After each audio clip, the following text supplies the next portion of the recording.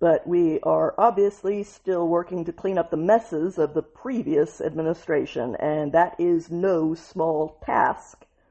On Tuesday, the Daily Wire reported that an illegal foreigner who was deliberately released into this country by the Biden administration after breaking into it in violation of our laws via California in 2022, has now officially been charged with murdering his roommate by stabbing him to death with a machete. People, like it or not, the third world is actually different. The culture is different. The values are different. The attitudes are different. In certain cases, those things are, in fact, incompatibly different.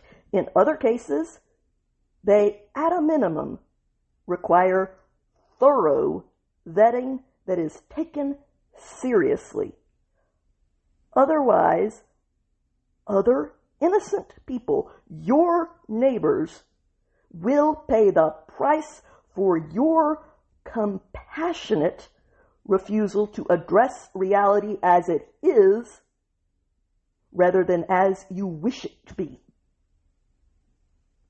This dangerous illegal, who is actually his own home country of Nicaragua's problem, is 27-year-old Eddie Rivas Rizzo, and he apparently attacked his roommate in the middle of the night on August 2nd at a mobile home park where they were living in Hallandale Beach, Florida. Local 10 News says that there is apparently surveillance video that shows Rivas chasing down his victim and stabbing him under the arm with the machete, and then fighting to dominate him until he had him on the ground. The two continued to fight on the ground after the stabbing, before two brave witnesses managed to wrestle the machete away from this killer. According to Local 10 News, the victim staggered forward about 15 feet, and one witness told police that just moments before the victim fatally collapsed, he pointed towards Rivas in shock and said, "That guy just killed me." Those were his final words. A witness did call 911, of course, and first responders arrived and transported the victim to the hospital, where he was officially pronounced dead. According to Local 10 News, which was citing the arrest report. After that, police searched Rivas' home and found a large amount of blood and the infamous machete, which had been wedged in between two doors in a storage area. Rivas tried to claim self-defense with the law enforcement officers, claiming that the victim had attacked him while he was outside drinking beer, apparently in the middle of the night, at which point he had left the victim, which he apparently was free to do, so I don't know how much danger you're in that instance. And he went inside to retrieve the machete in order to have something to protect himself with. And then he claimed that the victim accidentally fell on the blade. And as for chasing him down, well, this stupid story kind of fell apart from there. According to police, Rivas initially tried to deny that he had chased him down with the machete. But then that story miraculously changed when police showed him the surveillance footage of him doing that very thing. At that point, the police say that he admitted, big of you, that he did chase the victim down with a machete, but not to kill him, merely to spank him with the broadside of the blade, running him through with it under the arm was apparently an accident. And because no one is stupid enough to believe that concocted scenario that even a child wouldn't try to sell, Rivas has been charged with first-degree murder, and he is being held without bail at the Broward County Jail. The Secretary for the Department of Homeland Security, Mark Wayne Mullen, issued a statement pointing out that this victim would still be alive if it weren't for the Biden administration releasing him into the country. Those are the facts, whether you like it or not. ICE has lodged a detainer with the local officials in Broward County in order to ensure that this dangerous foreign criminal is never released onto our streets ever again. And since Florida is not a sanctuary state, that detainer is expected to be honored. Secretary Mullen said that we will work with our partners in Florida to make sure this killer is removed from our country. Deporting illegal aliens saves lives. Yes, it does. Because people who are good with breaking the law, guess what? Are good with breaking the law. On that same front, in another follow-up to a different story that we covered last week, the man who currently stands accused of shooting a 39-year-old independent school district police officer in Dallas, Officer Justin Jones, with that officer's own gun, after that officer had rescued him from the busy LBJ freeway after being flagged down by the co-worker of this guy, where this man was at least claiming to be having a mental breakdown of some kind. The guy turned out to be an illegal foreigner who has been here for the last 4 years. His name is Jose Santiago Pantoja Morales.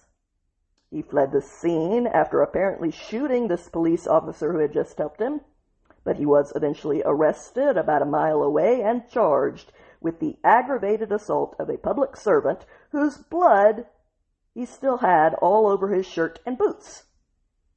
He is being held on $500,000 bail.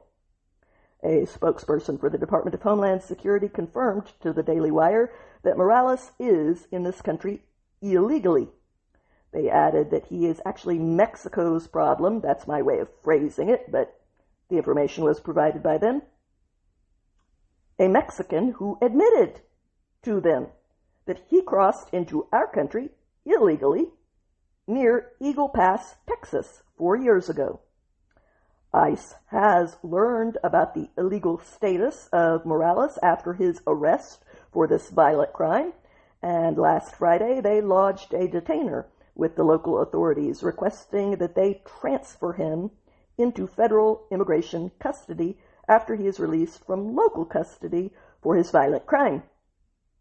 That DHS spokesperson told the Daily Wire that the safest way to arrest and remove criminal illegal aliens from our streets is by lodging arrest detainers. I mean, after all, you get arrested for committing crimes. So, doing it this way, letting them into the jails where the criminals are, ensures that it is the criminals who are getting swept up. Sanctuary policies that keep ICE out of jails, that's what they keep them out of. You may have noticed they're still on the streets. They keep them out of the jails where the criminals are. It's a policy that forces ICE onto the streets to get them. You know, the thing that you don't like. And where everyone gets picked up. Meaning it's your choice. Let them into the jails for the criminals, or act in your own interest to get rid of the criminals, and you won't even have ICE on your streets. It's a win-win. The spokesperson went on to say, ICE's detainer requests are lawful and help safely transfer removable criminal aliens into federal custody. The local news reports say that Morales admitted to grabbing Officer James's gun and shooting him with it once they were in the parking lot of the Walmart where he was being dropped off, and he did this so he could get away. Okay.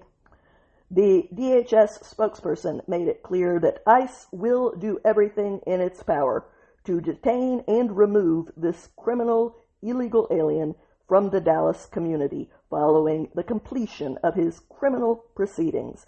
Under President Trump and Secretary Mullen, criminal illegal aliens like Morales are not welcome in the United States.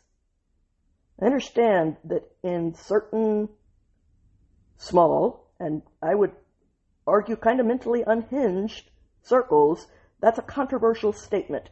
But please explain to me why criminals should be welcomed into the United States. Like, why do we need a larger criminal population?